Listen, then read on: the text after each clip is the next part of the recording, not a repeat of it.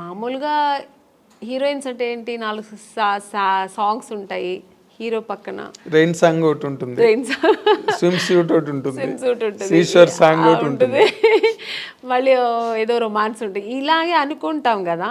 అలా కాకుండా ఇప్పుడున్న జనరేషన్ కూడా, మేడం మీరు ఆ సినిమా చేశారు కదా చాలా బాగుంటుంది మేడం, మొగుడు నమ్మేస్తారు కదా, శుభలగ్నం మేడం, క్లాసిక్స్ కదా అవి, క్లాసిక్స్, మిస్టర్ పెళ్ళాం, ఇలాంటి సినిమాలు కమల్ హాసన్ గారు చేశారు కదండి. మొన్న ఎప్పుడు చెన్నైలో షాపింగ్ వెళ్ళానండి, ఆ షాపింగ్ ఓనర్ వచ్చి తెలుగు ఆయన. ఫస్ట్ నేను ఏదో మేకప్ థింగ్స్ వెతుకుతున్నాను, మీరు మేకప్ ఆర్టిస్ట్ అండి అన్నారు. అండ్ నేను మామూలు వితౌట్ మేకప్లో వెళ్ళాను, నేను మేకప్ ఆర్టిస్ట్ కాదండి, నాకు మేకప్ థింగ్స్ అంటే. తర్వాత ఆయన కొంచెంసేపు అయిన తర్వాత కాసేపు తర్వాత ఆయన గుర్తుపెట్టాడు, మీరు ఆమ్ని గారు కదండి. బాబాయ్ ఏంటండి ఇలా సన్నబడిపోయారు అన్నారు. సన్నగా ఉంటేనే అండి మళ్ళీ ఛాన్స్ దొరుకుతాయి, లేదంటే దొరకదు, లావ్ అయిపోతే ఎలాగా అన్నాను. అప్పుడు అన్నారు మేడం మీరు అసలు మిస్టర్ పెళ్ళాం ఏం యాక్టింగ్ అండి అంటే, కొంతమందికి మిస్టర్ పెళ్ళాం నచ్చుతుంది, కొంతమందికి శుభలగ్నం నచ్చుతుంది, అలా డిఫరెంట్ రోల్స్ నేను చేసే అవకాశాలు నాకు. సో ఎక్కడ అసంతృప్తి అన్నది ఎక్కడ లేదు. అంటే అసంతృప్తి అంటే అది చేద్దాం అనుకుని నేను చేయలేపాను, లేకపోతే ఒకరితో చేద్దాం అనుకుని ఆ కాంబినేషన్ ఇప్పటికీ ఉందండి అది అసంతృప్తి. ఇప్పుడు మన శ్రీదేవి గారు చేశారు దాన్ని, మీండం కోకిల, అది వసంత కోకిల, ఆ క్యారెక్టర్ నాకు చేయాలని ఉంది, మిగిలిపోయింది కదా, ఇప్పుడు మళ్ళీ చేయలేము ఆ క్యారెక్టర్ చేయాలంటే. అవును, ఆ స్టేజ్ ఆ ఏజ్ దాటిపోయింది. అవును, అది అలాంటి సినిమా. అలాగే ఇప్పుడు రీసెంట్గా మనం బాహుబలిలో మన రమ్యకృష్ణ గారు అసలు ఎక్సలెంట్ క్యారెక్టర్ కదా అది. సో అలాంటి క్యారెక్టర్లతో దొరికితే నేను చేయాలి అనిపిస్తుంటుంది. ఆర్టిస్ట్కి ఎప్పుడు అసంతృప్తి, తృప్తి అనేది ఉండదు. ఈ క్యారెక్టర్ నేను చేయాలి, ఆ క్యారెక్టర్ నేను చేయాలి, అన్నీ నేనే చేయాలి, అది కామన్ గా ఉండే తప్ప. బట్ నేను అనుకోని క్యారెక్టర్స్ కూడా నేను చేశాను కదా, అది ఇప్పుడు శుభలగ్నం అని నేను అనుకోలేదు, ఊహించిన క్యారెక్టర్స్ అవన్నీ. సో ఒక పక్కన ఆ సంతోషం కూడా ఉంది. కానీ మీరు అంతమందితో చేశారు కానీ ఒక్కళ్ళతో మిస్ అయ్యారు. తెలుసండి మీరు ఎవరిని అడుగుతున్నారని. ఎవరు చెప్పండి. మా మెగాస్టార్ చిరంజీవి గారు. అదొక్క అసంతృప్తి ఉందండి, ఆర్టిస్ట్గా అదొక్కటి ఉంది. ఎందుకంటే ఆ టైంలో ఆయనతో చేయడానికి అవకాశం రాని హీరోయిన్ మీరు ఒక్కరే. సౌందర్య చేసింది వచ్చిందండి, నాకు అవకాశం రాలేదు. నేను ఎప్పుడు ఆయన్ని జపిస్తూ ఉండేదాన్ని కదా, ఎలా దేవుడిని జపించేదాన్నో అలాగా. నేను చిన్నప్పుడు స్కూల్కి వెళ్ళే టైంలో ఆయన మన రాధా గారి సినిమాలు, విజయశాంతి గారు పక్కన చేసిన సినిమాలని ఎక్కువ చూసేదాన్ని. నాకు అక్కడే నేను చిరంజీవి గారు ఫ్యాన్ అయ్యాను. అసలు ఆ చిరంజీవి గారు అంటే ఇంకా పిచ్చి, సినిమా ఎంత పిచ్చో అంతే పిచ్చి నాకు చిరంజీవి గారు అంటే. ఇంకా నేను నా రొమాన్స్, నేను సాంగ్ ఏదైనా నేను డ్రీమ్లో ఇలా ఊహిస్తానంటే చిరంజీవి గారు పక్కన హీరోయిన్ తీసి మీరు వెళ్ళిపోతారు, నేను వెళ్ళిపోయేదాన్ని. ఇలా నేను అక్కడ చేస్తే ఎలా ఉంటుందని అలా వెళ్ళిపోయేదాన్ని. సో అలా ఒక డ్రీమ్ నాకు ఉండేదన్నమాట. అది నాకు నిజమైంది కూడా. నాకు నిజంగా దొరుకుతుంది అనుకోలేదు. బట్ నాకు ఆఫ్టర్ శుభలగ్నం రిక్షావాడు సినిమా, ఆ సినిమాకి నేను ఫస్ట్ అడిగారు అనమాట, డేట్స్ కూడా తీసుకున్నారు. మళ్ళీ ఒక షూట్కి వెళ్ళాక ఇంకా 15 days ఉన్నప్పుడు నేను చిరంజీవి గారితో మాట్లాడాను కూడా. నేను ఆ టైంలో షూట్కి వెళ్తున్నా అన్నీ తెలుసు, సౌందర్యకి తెలుసు. సౌందర్య కూడా చాలా హ్యాపీ, ఎందుకంటే సౌందర్య కూడా ఉంది ఆ సినిమాలో. నేను సౌందర్య ఇద్దరు చాలా హ్యాపీ, మన ఇద్దరు మళ్ళీ కలిసి చేస్తున్నామే అని. నేను బెంగళూరు షూట్కి వెళ్తే తను ఫోన్ చేసింది నాకు. ఆఫ్టర్ 15 days తర్వాత 1 week తర్వాత ఏమైందో తెలియదండి. నగ్మా గారు అని ఇది ఫోటో దీంట్లో చూసా, ఏదో ఒక పత్రికలో చూసాను. తర్వాత మా మేనేజర్ చెప్పారు, లేదమ్మా ఇలాగా మనం లేదు ఏమంటే డైరెక్టర్ చేంజ్ అయ్యారు అక్కడ. కోదండరామరెడ్డి గారు చేయాల్సిన సినిమా కోదండరామకృష్ణ గారు ఎవరు చేశారు. కోదండరామరెడ్డి గారు భార్గవ ఆర్ట్స్కి వెళ్ళారు, మాతో పెట్టుకోక సినిమా. అప్పుడు షఫల్ అయ్యారు, షఫల్ అయ్యేప్పటికి అక్కడ ఏం జరిగిందో తెలియదు, నిజం నాకు తెలియదు, దేవుడికే తెలుసు. నేను మారాను అనమాట. సో చాలా అసంతృప్తి. ఇంకా అదే ఫస్ట్ టైం నేను అప్పుడు అంటే చాలాసార్లు నేను హీరోయిన్ అవ్వలేదని ఏడ్చాను, చిరంజీవి గారి సినిమా దొరకలేదు సెకండ్ టైం ఏడ్చాను నేను. ఓకే. అంటే ఈయన పక్కన చేయలేదు అనే ఒక ఏడుపు అప్పుడు వచ్చింది అనమాట. అదే జీవితాంతం అది జీవితాంతం అలా ఉండిపోయిందండి. ఉండిపోతుంది కూడా. ఉంటుంది ఎందుకంటే ఇంకా దానికి ఇంకా ఆప్షన్ లేదు. మళ్ళీ ఏమైనా రాబోయే రోజుల్లో ఏదైనా సిస్టర్ క్యారెక్టర్ సిస్టర్ క్యారెక్టర్ కూడా వచ్చిందండి, నేను చేయలేదు. స్టేట్ ఎవరు మన ఖుష్బు గారు చేస్తారు. ఏ సినిమా అనేది? స్టాలిన్ నాకు అడిగారు అనమాట. ఓకే. అడిగారు, నేను సిస్టర్ రోల్ నేను చేయను, నేను ఊహించుకోలేను అసలు ఆయన పక్కన అసలు అని నేను చేయనని చెప్పాను. మురుగదాస్ డైరెక్టర్ అడిగారండి, నేను చేయనన్నా. ఎందుకంటే నాకు చిన్నప్పుడు నా డ్రీమ్ హీరో అయినా నేను అసలు చేయలేను అని చెప్పాను. అసలు నా వల్ల కాదు, ఆ ఇమాజిన్ కూడా చేయలేను నేను. నా డ్రీమ్ హీరో అలాగే ఉండిపోని నేను చేయనని చెప్పేసా. అప్పుడు చాలా గ్రేట్ డెసిషన్ అది. నిజంగా నేను చేయలేదు. అవును, గ్రేట్ డెసిషన్. కన్విక్షన్. అస్సలు నేను కుదరలేదు, నీకు కుదరదు అన్నాను. చాలా ఒక 10 times ఫోన్ చేశారు, నేను చేయనని చెప్పాను. చాలా గట్స్ కావాలి చిరంజీవి గారి పక్కన చేయనని చెప్పడానికి. అంటే చిరంజీవి గారి పక్కన అదే మీ ఫీలింగ్ కరెక్ట్. ఎందుకంటే నా హీరోని నేను అన్నయ్య అని పిలవలేను. అసలు ఛాన్సే లేదు. నాకు ఇప్పటికీ గుర్తు, మీరు అన్నపూర్ణ స్టూడియోలో చిరంజీవి గారు ఒక సెట్లో షూటింగ్ చేస్తున్నప్పుడు మీరు పక్క సెట్లో షూటింగ్ చేస్తూ కలవడానికి వస్తామని వచ్చారు ఒకసారి మీరు. అవును. ఇప్పుడు రీసెంట్గా మన కే విశ్వనాథ్ గారు ఫంక్షన్ జరిగింది, ఆయన పోయిన తర్వాత శ్రద్ధాంజలి చేసి. అప్పుడు ఆ ఫంక్షన్ నేను వెళ్ళాను, ఎందుకంటే నేను ఆయన సినిమా చేశాను కదా, శుభ సంకల్పం. అప్పుడు కూడా చిరంజీవి గారు మెయిన్ అక్కడ వచ్చారు. చిరంజీవి గారే అది జరిగింది, ఆర్గనైజేషన్ ఆయన తరఫునే జరిగింది. సో చిరంజీవి గారు వస్తే నాకు అసలు ఆ ఫంక్షన్కి వెళ్ళిన సంతోష్ పక్కన చిరంజీవి గారు చూసాను, మళ్ళీ చూస్తున్నానని. నేను ఆయన చూసినప్పుడు అంతా నేను మళ్ళీ ఆ చిన్నప్పుడు ఆ ఫ్యాన్ ఎలా ఫీల్ అవుతారో ఫీల్ అయిపోతుంటాను. నేను ఆర్టిస్ట్గా మర్చిపోతుంటాను నేను. సో అక్కడ వెళ్ళి స్టేజ్కి వెళ్ళిన తర్వాత అందరూ ఫొటోస్ తీసుకొని, అందరూ గ్రూప్ తీసుకున్నారు, నేను మళ్ళీ వెళ్ళి సార్ ఒక్క ఫోటో తీసుకుంటాను సార్ అన్నాను. రామ్మా అని నేనైతే ఎంత అప్పుడు ఫీల్ అయ్యానంటే, నేను ఒక ఫ్యాన్, నాకు నచ్చిన హీరోతో తీసుకున్నానని నేను ఇష్టపడి నాకు నచ్చి తీసుకున్న ఏకైక హీరో చిరంజీవి గారు. అంటే ఈ సచ్ ఎ ఫినామినల్ హీరో. మీరు అలాగే ఫ్యాన్స్ లాగా ఉండిపోయారు అప్పటి నుంచి ఇప్పటి వరకు. ఇప్పుడు మళ్ళీ కొత్త జనరేషన్ తీసుకుంటున్నాను. ఇప్పుడు చేస్తున్నప్పుడు అందరూ హీరోస్తో నేను తీసుకుంటా పర్సనల్గా, దట్స్ డిఫరెంట్. బట్ నాకు ఇష్టపడి చిరంజీవి గారు పక్కన తీసుకుని ఇలా తీసుకుంటే అసలు మళ్ళీ బ్యాక్ టు 25 years బ్యాక్ వెళ్ళిపోయాను అనమాట. ఇప్పుడు మీరు మాట్లాడుతున్నప్పుడే ఎంతో పొంగిపోతున్నారు. అంటే అది ఇష్టం నాకు. అంటే ఆయన ఏమో మరి తెలీదు, ఆయన యాక్టింగ్, ఆయన డాన్స్ స్టైలు ఇప్పుడు కూడా అలాగే చేస్తారు ఆయన. అసలు రీసెంట్గా సినిమా చూశాను, వాల్టర్ వీరయ్య. అసలు ఆ హీరో గారు ఎంత అసలు ఛాన్సే లేదు. రెడీ అవ్వాలి అంటే మీరు ఎప్పుడు క్లాసిక్ క్యారెక్టర్స్, ఒక ఇంపార్టెంట్ రోల్సే చేశారు. గ్లామర్ వైపు అసలు ఎప్పుడు పోలేదు మీరు.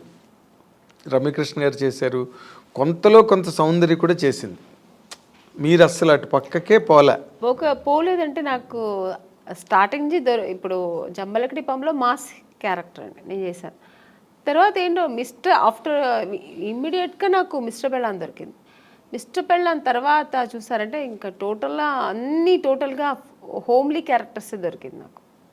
ఒకవేళ నేను ఆ ఫేస్ నా బాడీ స్ట్రక్చర్ అలా సెట్ అవుతుందేమో కానీ అందరూ ఆమెని అంటే ఇలా ఉంటేనే బాగుంటుంది, శారీ కట్టుకుంటేనే అందంగా ఉంటుందని. సో నాకు అలా బ్రాండ్ వేస్తారనమాట. అప్పట్లో జయసుధ గారికి ఉండేది అది. జయసుధ గారికి ఎలా ఉంటుంది, ఆవిడెప్పుడు మాస్ అంటే అడవిరాముడు అవన్నీ చేశారు కానీ చేశారు, సహజ నటి అని ఒక ముద్ర వేసి ఆవిడని అలా పక్కన పెట్టారు. ఎంత బిజీగా ఉన్నా ఆవిడ అవే కైండ్ ఆఫ్ క్యారెక్టర్స్ చేసుకుంటూ వెళ్ళారు ఇప్పటి వరకు. బేసిక్గానండి ఈ మధ్య రోజుల్లో అంటే మీ టైంలో లేదు, ఏముందో బయటకు తెలియదు. బట్ ఈ రోజుల్లో ఈ కాస్టింగ్ కోచ్ అని మీరు ఒక సీనియర్ యాక్ట్రెస్గా, ఒక సక్సెస్ఫుల్ హీరోయిన్గా, ఒక డిగ్నిటీ అవన్నీ నిలబెట్టుకుని ఇన్నాళ్ళు ఇండస్ట్రీలో కంటిన్యూ అయిన ఒక స్టార్గా ఈ ఈ డెవలప్మెంట్స్ చూస్తున్నప్పుడు మీకు ఏమనిపిస్తుందండి? అంటే ఈ ప్రజెంట్ హీరోయిన్స్ ఫేస్ చేసే ఇష్యూస్ కానీ, లేకపోతే ఇండస్ట్రీలో వచ్చిన మార్పులు కానీ. అంటే హీరోయిన్ ఇప్పుడు ఫేస్ చేసిన ఇది సావిత్రి గారి టైంలో నుంచి ఉందండి. ఓకే. ఇప్పుడు మీరు చెప్పేది ఏంటంటే హీరోయిన్స్ డిఫరెంట్ ప్రాబ్లమ్స్ ఫేస్ చేయాల్సి వస్తుందని. ఆ ప్రాబ్లమ్స్ హీరోస్కి లేదు, హీరోయిన్స్కి మాత్రమే ఉంది. అదే కదా చెప్తారు మీరు. అవును. అది ఇప్పుడు కాదండి, అప్పుడు ఉన్న హీరోయిన్స్ దగ్గర నుంచి ఉంది. కాకపోతే అప్పుడు సోషల్ మీడియా, ఈ పబ్లిసిటీ ఇవన్నీ లేదు కాబట్టి తెలీదు. ఇప్పుడు అన్ని చిన్న విషయం కూడా ఇప్పుడు ఎలకపోయిందంటే పూలే పోయిందని ఇప్పుడు అంత ఎక్స్ప్లోర్ చేస్తున్నారు. చిన్న విషయాన్ని ఏమీ లేకుండా దాన్ని ఒక పెద్ద ఇష్యూలాగా చూపిస్తున్నారు. అంతే తప్ప ఎప్పుడు లేదండి ప్రాబ్లమ్స్ హీరోయిన్స్కి, ఉంటూనే ఉంది. కానీ మనం చూస్ చేసుకోవాలి. హీరోయిన్స్గా అందరూ కష్టపడే వస్తారండి. ఎవరు వచ్చిన వెంటనే హీరోయిన్ ఎవ్వరు అవ్వలేరు. అంటే ఓ చేసిన ఆ హీరోయిన్స్ వాళ్ళకే తెలుసు. ఎవరికైనా ఆ వెనకాల ఒక కథ ఉంటుంది, వాళ్ళకి వాళ్ళ బ్యాక్గ్రౌండ్ ఉంటుంది, వాళ్ళు ఏం కష్టపడ్డారు, ఎలా వచ్చారనేది ఉంటుంది. కానీ ఇప్పుడు మనం చూస్ చేసుకోవాలి. రెండు ఉంటుంది, మంచి ఉంటుంది, చెడు ఉంటుంది. మీరు ఏ ప్రొఫెషనల్ తీసుకోండి, ఏ జాబ్లో తీసుకోండి, మీకు ఉంటుంది మంచి చెడు. దాన్ని మనం తీసుకునే రీతి, మనం తీసుకోవాల్సిన ఇది మంచి ఇలా వెళ్ళాలి అనేది మన చేతుల్లో ఉంది అంతే. చెడు ఉందని తెలిసిన తర్వాత మనం ఎందుకు వెళ్తామండి కదా. మీరు ఎప్పుడు అట్లాంటి ఎవరు మీ జనరేషన్? చెప్పాను కదా, ఫేస్ చేశాను నేను కూడా. తెలుగు మనం తమిళ్లో చాలా ఫేస్ చేశాను నేను కూడా. అవునండి. ఇప్పుడు పెద్ద పెద్ద డైరెక్టర్స్, పెద్ద పెద్ద కంపెనీల్లో లేదు అలాంటి నాకు తెలిసి. కొన్ని కొత్త కంపెనీస్ వస్తాయి, కొత్త వాళ్ళు వస్తారు, సడన్గా ఆఫీస్ వేసుకుని హీరో. మనకేం తెలుసు వాళ్ళు కొత్త ఏదో హీరోయిన్స్ ఛాన్స్ అంట, మనం వెళ్తాము. పిలుస్తారు, మేనేజర్ పిలుస్తారు, వెళ్తాం. ఓకే అండి, 2 పీసెస్ వేయాలండి, మీకు ఇక్కడ స్ట్రెచ్ మార్క్ లా ఉంటుంది కదా, అలా ఏమైనా ఉందంటే, నాకెళ్ళి ఎందుకు ఉంటుందండి స్ట్రెచ్ మార్క్, నాకు లేదండి అంటే, లేదు ఒకసారి చూపిస్తే బాగుంటుంది. ఎలా చూపిస్తారండి? పక్కన ఇప్పుడు ఒక మదరు, మా బ్రదరు ఉంటారు, వాళ్ళ ముందు ఇది చూపించండి, ఎలా ఇలాంటివి జరుగుతాయండి. అది ఎలా చూపిస్తారు? అది వాళ్ళు అర్థం చేసుకుంటా కావాలని చేస్తారా, లేదు పర్టికులర్గా దీనికోసమే ఆఫీస్ వేసుకొని కూర్చుంటారా, మనకు తెలియదు. అప్పుడు అర్థమైపోతుంది వీళ్ళు సినిమా తీస్తారా లేదు దీనికోసం వచ్చారా. మనకు ఎక్స్పీరియన్స్ కదా. ఇప్పుడు ఒక 4-5 కంపెనీ వెళ్తే ఇప్పుడు అక్కడ ఎలా జరిగింది. ఇప్పుడు ఒక పెద్ద కంపెనీకి వెళ్తే వాళ్ళు ఏం అడుగుతారు, కొంచెం డ్యాన్స్ చేసి చూపించమ్మా, ఒక యాక్టింగ్ చూపించు, ఎమోషనల్గా చేయి, ఇప్పుడు ఒక హీరోయిన్తో మాట్లాడాలి, ఈ డైలాగ్ ఇస్తారు, ఇది ఎలా మాట్లాడతాం, ఇలా అడుగుతారు. అది మనకు సినిమాకు సంబంధించింది మాత్రమే వాళ్ళు అడుగుతారు. స్ట్రెచ్ మార్క్ చూడాలి, మీకు ఇక్కడ ఏమైనా బ్లాక్ ఉంటుందా, మొన్న ఒక హీరోయిన్ అలాగొచ్చారు, మేము చూడకుండా వేసుకున్నాము, చూసిన తర్వాత స్పాట్లో చూసాము, మీరు కొంచెం బట్టలు ఇప్పి చూపించండి. ఇలాంటివి కొన్ని కొత్త వాళ్ళు ఉంటారండి. ఇలాంటి వేషాలకు వాళ్ళు దీనికోసం వస్తారా లేదా సినిమా తీయడానికి తెలిసిపోతుంది మనకు.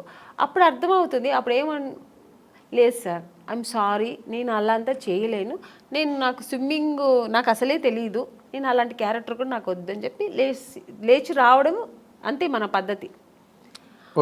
ఓకే చూపిస్తాను అనేది అది వాళ్ళ ఇష్టం అండి.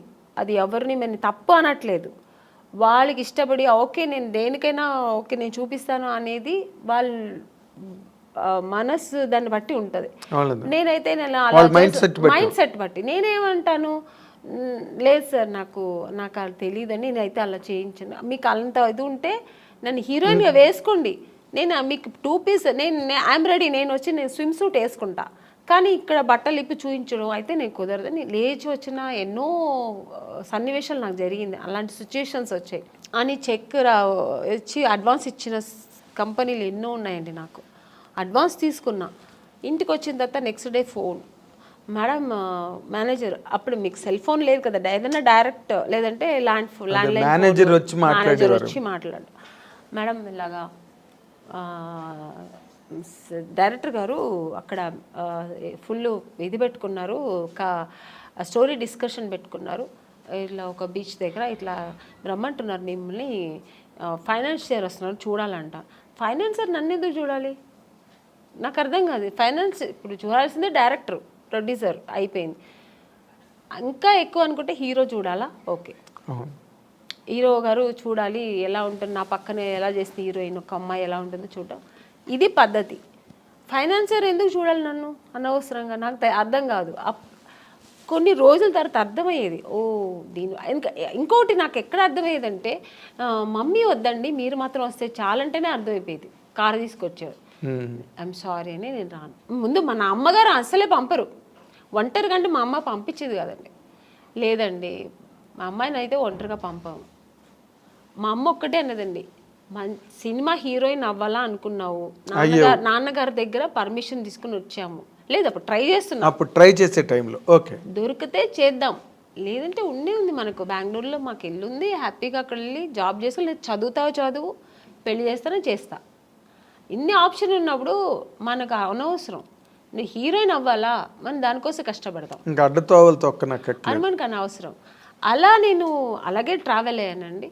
నాకు అలాగే ఒక మంచి కంపెనీ, మంచి డైరెక్టర్స్, హెల్దీ పీపుల్స్తో హెల్దీ, అదే దేవుడు మీ మరో విన్నాడు, తప్పు నాది 100%. కీర్తనల్ని బాగా ఆస్వాదించాడు. ఒక్కొక్క కంపెనీ వెళ్ళొచ్చిన వెంటనే నేను ఫస్ట్ దేవుడా నాకు రేపు ఈ కంపెనీ, రేపు నేను హీరోయిన్ అయిపోవాలి, సెలెక్ట్ అయిపోవాలి, ఇలాగే వేడుకునేదాన్ని. అదే కాకపోతే ఇప్పుడు మీరు ఒకటి గమనించాలి, మీరు అన్నారు ఇందాక సావిత్రి గారి దగ్గర నుంచి ఉన్నాయండి ఇలాంటి ఇండస్ట్రీలోని అని. కాకపోతే ఇప్పుడు సోషల్ మీడియా రావడం వల్ల, కానీ హీరోయిన్లే పోలీస్ కంప్లైంట్లు ఇచ్చి కొంతమంది బాంబే నుంచి వచ్చిన వాళ్ళు, లేకపోతే ఏదో మొత్తానికి అలాంటివన్నీ జరగడం, అవన్నీ యూట్యూబ్లో వాళ్ళు వచ్చి వీడియోలు రిలీజ్ చేయడం, ఒక రకమైన డిస్టర్బెన్స్ అన్నది కొన్ని అన్ని చోట్ల అని కాదు, ఇన్ని సినిమాలు వస్తున్నాయి ఎక్కడ జరగవు కానీ, బట్ జరిగినవి మాత్రం చెప్తున్నాను కదండి, ఇండస్ట్రీ పరువు తీయడానికినే వచ్చిన వాళ్ళు అయితే ఇది జరగదండి. ఇంకా వేరే థాట్స్ మీద వస్తారండి కొంతమంది. ఇక్కడ హీరోయిన్లు ఉంటారు, ఇలా ఉంటారు, మనం ఇది సినిమా తీస్తూ ఇది కూడా చేయొచ్చు అనే వాళ్ళు కొంతమంది వస్తారు. అక్కడ ఇలాంటి తప్పులు జరుగుతాయి. ఓన్లీ సినిమాని నమ్ముకొని సినిమాని లవ్ చేసి ఒక సినిమా మనకు ఇండస్ట్రీలో ఈ ప్యాషన్తో వచ్చేవాళ్ళు, కళాకారులుగా వచ్చేవాళ్ళు ఎప్పుడు ఈ తప్పులు అక్కడ ఈ తప్పులు జరగదండి. వేరే థాట్స్ కూడా ఉంటాయి చూడండి దాంతోపాటు, లేదంటే ఆ థాట్స్ మాత్రమే అనుకొని వస్తారు కదా, అక్కడ ఈ తప్పులు జరుగుతాయి. సో అక్కడ కొంతమందికి ఇలా జరుగుతాయి. అవును. తర్వాత మీటూ అనేది కూడా, అలాగే ఆడవాళ్ళు కూడా అండి, ఏ హీరోయిన్ కూడా మనం ఇలా అయిపోవాలి, చెడుగానే ఉండాలి, చెడు దారి తొక్కాలని ఎవ్వరు రారండి. అందరూ ఒక డ్రీమ్తో వస్తారు.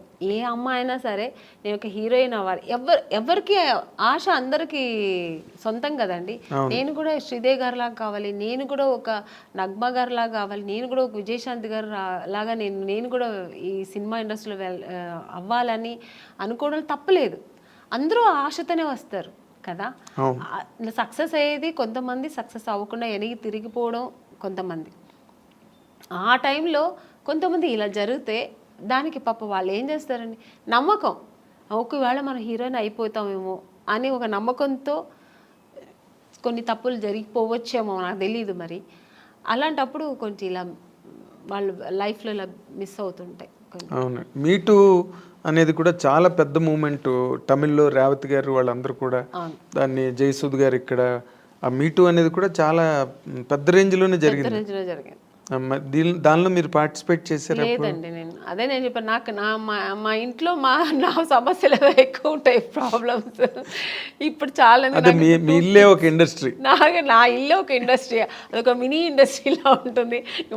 వాళ్ళ ప్రాబ్లమ్స్, పైగా ఇప్పుడు నాకు 2 పిల్లలు, వాళ్ళు చిన్న పిల్లలు, వాళ్ళని చూసుకోవడం, ఫుల్ బిజీ ఉంటానండి. అసలు నేను ఇంటికి వెళ్తే నా ఫోన్ కొంచెం ఫ్రీగా ఉంది మాట్లాడతానంటే ఇక్కడ షూట్లో ఉన్నప్పుడే, ఇక్కడ కొంచెం ఫ్రీగా ఉంటాను. ఇంటికి వెళ్తే 24 అనేది నాకు 26 అవర్స్ అయినా చాలదండి. ఎందుకంటే నా 2 పిల్లలు ఉన్నారు కదా, కొంచెం హైపర్ యాక్టివ్ ఎక్కువ. నా ఫోన్ వాళ్ళ దగ్గర ఉంటుంది, నా దగ్గర ఉండదు. నేను ఆడుకోవాలి, కొంచెం ఫోన్ ఇవ్వమ్మా, కొంచెం ఫోన్ చేసుకోవాలి, నాకు ఏదైనా మిస్డ్ కాల్ ఉంటుంది, కొంచెం ఇవ్వమ్మా, కొంచెం ఈ నా పిల్లలతో నేను ఆడుకోవాలి, అలా ఉంటుంది. లేదంటే ఆ ఫోన్ ఎక్కడ పడుతుందో నాకు తెలీదు. ఇంకా వాళ్ళ చదువులు, వాళ్ళ స్కూల్ తీసుకెళ్ళడం, ఇలా బిజీ ఉంటా.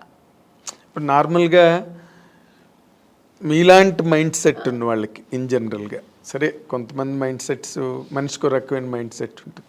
ఇప్పుడు అంతా మీరు ఒక సింగిల్ హ్యాండ్ ఫైట్ లాగా మీ లైఫ్ కదా. కదా, అవునండి. అప్పుడేమో పెళ్ళికి ముందు అన్ని బాధ్యతలు మీ మీద వేసుకుని అన్ని ఇంట్లో ఫాదరు మదరు మీరే అయ్యి అన్నీ చేశారు. ఇప్పుడు మళ్ళీ ఫాదరు మదరే అయ్యారు మీ పిల్లలకి అవునండి కదా. సింగిల్ హ్యాండ్ ఫైట్ ఇప్పుడు మళ్ళీ. ఈ లైఫ్ ఎలా అనిపిస్తుంటుందండి మీకు ఇన్ జనరల్గా? అంటే ఇక్కడ ఫాదరు మదర్ అని కాదు, నేను ఎక్కువ కేర్ తీసుకుంటుంటాను. ఇప్పుడు అప్పట్లో కూడా మా నాన్నగారు మా అమ్మగారు అందరూ ఉన్నా కూడా, అది చెప్పాను కదా, ఇంట్లో ఒక వస్తువు లేదంటే దాన్ని నేనే ఇంట్రెస్ట్గా నాకు ఇది కావాలి, ఇది ఇంట్లో ఇలా ఉండాలి, మా ఇల్లు కూడా ఇలా ఉండాలి, మా ఇంట్లో కూడా కార్పెట్ వేయాలి, మా ఇంట్లో కూడా సోఫా ఉండాలి ఇలా ఆలోచిస్తుంటాను. వాళ్ళ ఇంట్లో ఉంటే మనకెత్తుకు మేము ఇలాగే ఉంటాం అని ఉండదు నాకు. ఒక ఇంట్లో చూసానంటే ఆ కెపాసిటీ మనం కూడా ఎందుకు కొనలేమా, కొనొచ్చు కదా అని ఆ మైండ్ సెట్ అలాగే లైఫ్లో కూడా వచ్చింది. ఇప్పుడు మన పిల్లలు ఆ అమ్మాయి స్విమ్ చేస్తారు, ఎందుకు మా సిస్టర్ కూడా నేర్చుకుని అలాగే ఇప్పుడు మా పిల్లలు కూడా. సో అందుకని అమ్మా నాన్న వాళ్ళకి ఉన్నా కూడా వాళ్ళు చెయ్యనేది నేను చేస్తాను. అలాగే ఇప్పుడు కూడా అంతే, మా పిల్లలు కూడా నేను ఎక్కువ ఇంట్రెస్ట్ చేస్తాను. ఇప్పుడు కూడా మా పిల్లల అదర్ యాక్టివిటీస్ అంటే నేనే వెళ్తుంటాను, నేర్చుకోమంటుంటాను. మా పిల్లలు, మమ్మీ నీకు వేరే పనే ఉండదా మమ్మీ, ఎప్పుడు ఇంటికి వస్తే ఇది చేయి అది చేయని ఎప్పుడు ఇలా శాసిస్తూనే ఉంటావా, స్విమ్మింగ్ వెళ్ళమంటావు, దీనికి నాకు రెస్టే ఇవ్వవా మమ్మీ అంటుంది మా అమ్మ ఇప్పుడు. ఇంకా దానికి ఎంత 7 years, అసలు రెస్టే ఇవ్వవా మమ్మీ, నువ్వు ఎప్పుడు బిజీగానే ఉండాలా, మేము కొంచెం రిలాక్స్ అని ఇవ్వ మేడం మమ్మీ అంటది. అండ్ ఇప్పుడు ఈ జనరేషన్ పిల్లలకి టార్గెట్స్ ఎక్కువైపోయి వాళ్ళు మన టైంలో చదువులు వేరు. ఇప్పుడు మా సిస్టర్ అంతా అసలు భయపడేవారండి, నాకు మాట్లాడేవారు కాదు, నేను ఏం చెప్తే వినేవారు అనమాట. 5 o'clock లేవా, ఓకే అమ్మ అక్క లేస్తున్నాను అక్క అంతే. ఇప్పుడు పిల్లలు కొంచెం ఆర్గ్యుమెంట్ చేస్తారు, ఏంటి మమ్మీ పొద్దునే నీ గోలా, ఎందుకు ఇంత తొందర లేపుతున్నా, నేను నిద్రపోని మమ్మీ, నాకు I have to sleep mummy అంటది మా అమ్మాయి. అదేలేండి. కానీ నేను ఇంకొక చాలా డెలికేట్ ఇష్యూ అండి, బట్ ఈ తరం హీరోయిన్లకి కొంతమందికి మీలాంటి ఒక సీనియర్ యాక్ట్రెస్ చెప్పే మాటలు వాళ్ళకి హెల్ప్ కావచ్చు. ఒక్కొక్కసారి ఒక ఇంటర్వ్యూలో మాటలు విన్నప్పుడు మీరు ఇంత ఒక డొమెస్టిక్ మైండ్ సెట్, ఒక హౌస్ వైఫ్కి ఏం కావాలో ఆ అవసరమైన ఆ మానసిక పరిణితనండి, పరిపక్వతనండి, అన్ని వైపుల నుంచి అన్ని జాగ్రత్తగా సంరక్షించుకుంటూ వచ్చే ఒక లైఫ్ స్టైల్ మీది, మైండ్ సెట్. కానీ but where the mistake happened అండి మీ పర్సనల్ లైఫ్లో? నాకేం మిస్టేక్ ఏం జరగలేదండి. మిస్టేక్ ఏముంది, మిస్టేక్ అంటే ఇప్పుడు హీరోయిన్గా ఉన్నాను, కొన్ని హీరోయిన్ అవ్వడానికి ఏం ఫేస్ చేయాలో చేశాను, హీరోయిన్ అయ్యాను. అంటే ఫేస్ చేశానంటే ఎక్స్పీరియన్స్ అయింది తప్ప ఇలా ఉండాలి, ఓకే ఇదిగా నెగటివ్స్ లేదు, ఇలా ఓకే ఇది ఉందా, నెగటివ్ ఉందా మనకొద్దు, ఓకే దూరంగా ఉందాం, ఓకే నెక్స్ట్ మంచి జరిగింది, హీరోయిన్ అయ్యాను. పెద్ద డైరెక్టర్ గంగేమ్రన్ గారు, ఇక్కడ తెలుగులో ఈవి సత్యనారాయణ గారు, చేశాను. ఓకే ఐ లక్, దేవుడు గాడ్ గ్రేస్. అలాగే ఇంకా మ్యారేజ్ లైఫ్లో కూడా ఒక మ్యారేజ్ చేసుకున్నాను, నాకేం పెద్ద టెన్షన్స్ లేదు. నేను అనుకున్నట్టే నేను ఎలా ఉండాలనుకున్నా అలాగే ఉంటున్నాను హ్యాపీగా. నాకు అక్కడ ఏం రిస్ట్రిక్షన్స్ లేదు, ఏ ఫోర్స్ లేదు, నేను ఎలా ఉండాలో అలా. ఇంట్లో ఫ్రీ బర్డ్ నేను. కానీ చాలా విచిత్రమైన విషయం, అందరూ విచిత్రంగా ఆమన్ గారి విషయంలో ఫీల్ అయ్యేది, మీరు చాలా దైవభక్తురాలు, సంప్రదాయవాది, అసలు 16 అణాల హిందూ అమ్మాయి, ముస్లిం పర్సన్ని ఎలా చేసుకోవడం అన్నది అసలు సంథింగ్. అంటే నాకు మతాల మీద నమ్మకం లేదండి. నాకు రిలీజియన్ అనేది ఏం లేదు, ఆడ మగ అంతే. అంటే ఇప్పుడు నేను పెరుమాళ్ బాలాజీని ముక్తా అది నా ఇంట్రెస్ట్, నాకు అది ఇష్టం. అందుకని అల్లా ముక్తున్న తప్ప నేను అనట్లేదు, జీసస్ ముక్త తప్ప అనట్లేదు. జీసస్ నాకు ఇష్టమైతే నేను ఇప్పుడు నాకు కూర్చున్నప్పుడు చర్చికి వెళ్ళాలి అనిపిస్తే వెళ్తాను. అలాగా నాకు చర్చికి వెళ్ళే వాళ్ళు చాలా మంది. అలాగే నాకు ఫ్రెండ్స్ కోసం కూడా రిలీజియన్ మతాల మీద పెద్ద ఇదేం లేదు నాకు. సో అందుకని నాకు ఆ ప్రాబ్లమ్స్ లేదు. కానీ నాకు ఇష్టం పూజలు చేయడం, ధ్యానం చేయడం, మంత్రాలు చదవడం, ఇవి నాకు ఇంట్రెస్ట్, అది నేను చేసుకుంటా. అందుకని వేరే వాళ్ళ మీద నువ్వు ఇలాగే చేయాలి, ఇదే నమ్మండి, ఇది చేయండి అని నేను ఎవరిని ఫోర్స్ చేయను. వాళ్ళు చేస్తున్నది కూడా నేను తప్పని నేను అన్నాను. అదే రుద్దరు మీ అభిప్రాయం ఎదుటి వాళ్ళ మీద రుద్దను. వాళ్ళు చేస్తున్న అంటే మీ మదర్ వైపు నుంచి కానీ ఎప్పుడు అపోజిషన్ రాలేదా? నాకు ఏది ఇష్టమో ఎవరు నన్ను ఎప్పుడు ఏమనలేదండి. ఓ గ్రేట్. మా అమ్మగారు ఒక్కటే, నువ్వు ఎవరైనా పెళ్లి చేసుకో, ఎలాగైనా చేసుకో, ఎలా అయినా ఉండు, సినిమా ఇండస్ట్రీని వదలద్దు. ఎందుకంటే అమ్మ నేను ఎంత కష్టపడ్డానో నాతో పాటు అమ్మ కష్టపడింది. అవును. ఎక్కడా కూడా అమ్మ నన్ను కష్టపడనివ్వకుండా ఆవిడ కష్టాలు అనుభవించినా నన్ను హీరోయిన్ చేసింది. అలాంటి ఒక ఇండస్ట్రీని హీరోయిన్ అవ్వడానికి నువ్వు ఎన్ని కష్టాలు పడ్డావు, అలాంటి ఒక ఇండస్ట్రీని వదలొద్దు. నువ్వు ఇష్టపడి వచ్చావు, ఆ కళామ తల్లి నిన్ను అనుకుని నీకు ఇచ్చింది, ఆ కళామ లైఫ్ లాంగ్ కొనసాగించు. ఇప్పటికీ మీ మదర్ మీతోనే నాతోనే ఉన్నారు. ఇప్పటికీ మీరు ఇంటికి ఎప్పుడైనా సడన్గా వెళ్తే కూడా నేను చెప్పట్లేదు, ఎప్పుడు సడన్గా వెళ్తే మా అమ్మ ఒక టీవీ ఉంటుందండి ఎప్పుడు ఆవిడ ఇప్పుడు రిలాక్స్ అయిపోయింది కదా, ఎప్పుడు ఆ టీవీలో ఆమెని సినిమా, ఆమెని ఇంటర్వ్యూ, ఆమెని సాంగ్స్ ఇదే పోతుంటుంది అంతే. ఆవిడ అది నేను అంటే నీకేమైనా పిచ్చి పట్టిందమ్మా, ఎప్పుడు నాదే చూస్తున్నా, అసలు నాకు విని నాకు విసిగెత్తింది, వేరే ఏదైనా పెట్టమ్మా అంటే అలా అమ్మ చాలా ఇష్టపడుతుంది, ఆ ఫీల్డ్ని ఇష్టపడుతుంది. నేను చేయడం అనేది ఆవిడకి అంతకంటే ఇష్టం. సో అందుకని నన్ను ఎప్పుడు అమ్మ నేను షూటింగ్ వెళ్తానంటే నాకంటే ఎక్కువ సంతోషపడేది మా అమ్మాయి ఇప్పటికీ. అంటే మీరు ఈ షూటింగ్ వెళ్తున్నావమ్మా, ఓకే ఓకే అంటారు. అదే ఆనందం, బికాజ్ మీరు పడ్డ కష్టానికి దొరికింది అంత సక్సెస్ దొరికింది. ఆ సక్సెస్ ఇప్పుడు అలాగే ఉండాలి, ఆ ఇండస్ట్రీని వదలొద్దు అంటుంది అమ్మ. ఎగ్జాక్ట్లీ. అంటే ఇప్పుడు మీరు ముస్లిం పర్సన్ చేసుకున్న కారణంగా ముస్లిం మతం తీసుకోవడం అలాంటివి ఏం చేయలేదా మీరు? ఏమీ లేదండి. నేను ఎలా నేను ఎలా ఉన్నానో అలాగే ఉన్నాను, అలాగే ఉంటూ ఉంటాను. నాకు ఏది అలాంటి ఒక ప్రాబ్లమ్స్ ఏమీ లేదు. గొప్ప విషయం అది. ఎప్పుడు లేదు, ఇప్పుడు లేదు, ఎప్పుడు లేదు. ఎందుకంటే చాలా మంది వెంటనే ముస్లిం మతం తీసుకుని, అంటే ముస్లిం అని కాదు ఏ మతం వాళ్ళు చేసుకుంటే, నేను అలా ఉంటే అసలు నాకు అలాంటి కాంట్రవర్సీ నాకు ఫస్ట్ ఆఫ్ ఆల్ నచ్చదు. ఇలా ఉంటేనే అలాగా ఫోర్స్ అసలే నచ్చదు నాకు. ఓకే. నాకు ఎప్పుడు నాకని కొన్ని ఎథిక్స్, కొన్ని ఫ్రీడమ్స్ ఉంటాయి. అది ఏ విషయంలో అయినా, ఇది ఒక మ్యారేజ్ అనే కాదండి, పిల్లల విషయంలో కూడా అంతే. ఇప్పుడు నేను పూజ చేస్తున్నా అంటే నన్ను డిస్టర్బ్ చేయకూడదు 1 hour. నా పిల్లలైనా సరే నేను నెమ్మదిగా నేను అనుకున్న పూజ నేను జరిపించేయాలి, అలా అనుకుంటాను, అది నాకు జరగాలి అంతే. సో ఇప్పుడు ఈ ఇంత లాంగ్ స్ట్రెచ్ ఆఫ్ లైఫ్, అవతల కెరీరు, ఫ్యామిలీ లైఫ్, ఇవన్నీ కూడా ఇప్పుడు ఒకవేళ ఫ్యామిలీ లైఫ్లో ఏదైనా వచ్చిన డిస్టర్బెన్సెస్ని కూడా మీరు అన్నిటినీ ఓవర్కమ్ చేసే మెంటల్గా బాగా సెట్ అయి ఉన్నారండి, లేకపోతే స్టిల్ యూ ఫీల్ ఫస్ట్? ఏమీ లేదు, నాకు అసలు ఏ ప్రాబ్లమ్స్ లేదు మెంటలీగా కానీ, నాకు అసలు ఆ మానసిక ప్రాబ్లం ఏమీ లేదండి. హ్యాపీగా ఉన్నా, ఐఎమ్ వెరీ హ్యాపీ.